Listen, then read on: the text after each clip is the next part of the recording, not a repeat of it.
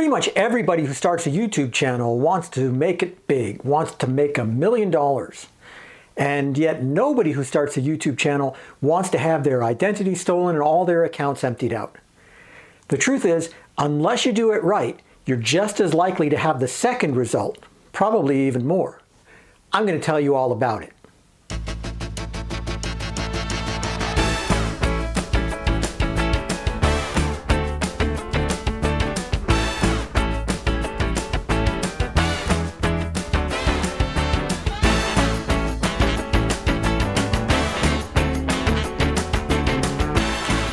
Hi, I'm Stuart and I am your middle-aged hack, just a child of the 80s trying to make his way through the 20s. And I started this YouTube channel to maybe see if I could make a little bit of money. When you start up a YouTube channel, there's a lot of things that you have to set up. And some of them you can go back and change later, and some of them it's a real pain to go back and change later. And here's something that most people, I think, when they start YouTube channels, don't do. When you start up a YouTube channel, it associates it with your Google account. Of course, makes you the primary owner of it, and you can just drop stuff in as, any way that you want to. It makes it super easy. But if you're going to monetize, then hopefully your channel is going to be seen by thousands and millions and billions of people. And some of those people aren't really there to watch your videos. They're there to try to steal your identity. And so you need to take some steps in order to make sure that doesn't happen. You see, there are two different kinds of YouTube channels. There's the regular channel, which is associated with your Google account, and then there's a brand channel. A brand channel can have you as the owner, as well as other people who can administer it for you, make changes if need be, and it can be shared, it can be moved. It's really much more flexible that way. And it keeps people away from your personal Google account, which is really important if you're thinking about identity theft, which really you should be. I'm going to show you how to fix a simple mistake. If you started your YouTube channel as a personal channel and you want to convert it to a brand channel, these are the steps you're going to need to take. You're first going to need to create a new Google account that is just for your brand channel. Do this first. I'm not going to show you how to do it because everybody can go to google.com and click new account, that sort of thing. It's really not that hard, and that's not the focus of this video. But once you have a new Google account, then you can follow these steps in order to turn your current channel into a brand channel. Note that these screen captures are from Windows PC, but they work just as well on a Mac.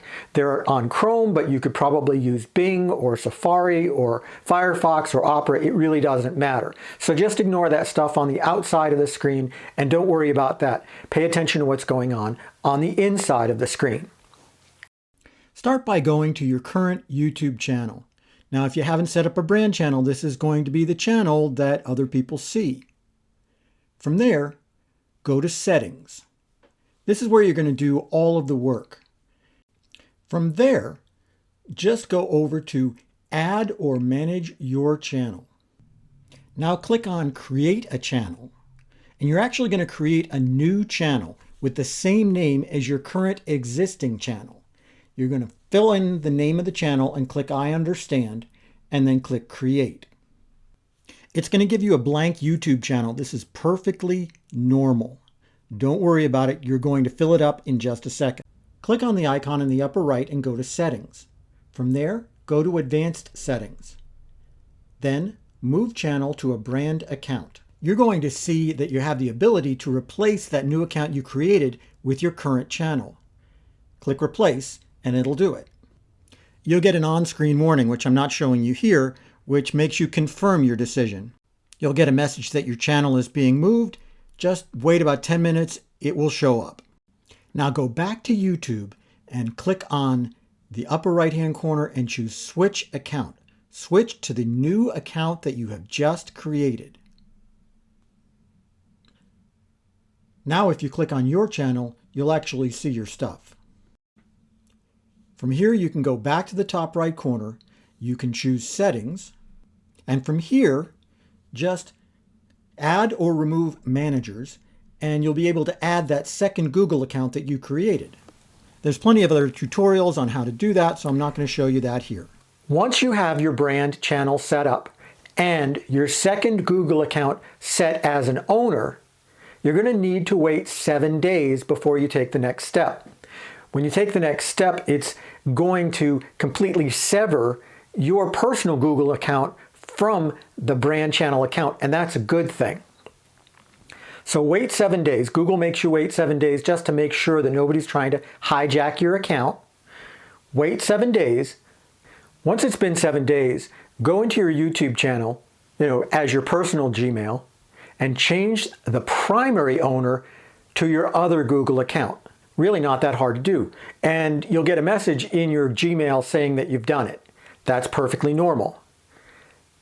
Wait just a couple of minutes, make sure it takes, and then log out of your personal Google account, log into your new account, and remove your personal Gmail account as an owner of the account. It's the same thing. Go into manage the channel, into the ownership part like you saw before, and take off your personal Gmail account. Of course, this means you're going to have to switch accounts when you manage your YouTube channel, but it's a small price to pay. You can have more than one account in Chrome, more than one profile, and so it's very easy to switch between them, and it's going to keep everything nice and secure. I'm not going to say that if you do this, you will never be hacked and you will never be doxxed, because that's impossible to promise. But what I am saying is that it's cutting off a main avenue that hackers would use to try to get to your personal Google account. The secondary Google account you've set up doesn't have any personal information other than maybe a recovery email, and doesn't have any of your banking information, doesn't have any of that, so that you can feel relatively safe. You can also designate a second person as an owner of that Google account if you trust them, so that if you get locked out of your main account, somebody else can put you back in. That's about it for the Middle-Aged Hack channel today. Hope you like and subscribe. I'm trying to get up to 1,000 subscribers. I can only do that with your help. That's it for today. See you next time on the Middle-Aged Hack.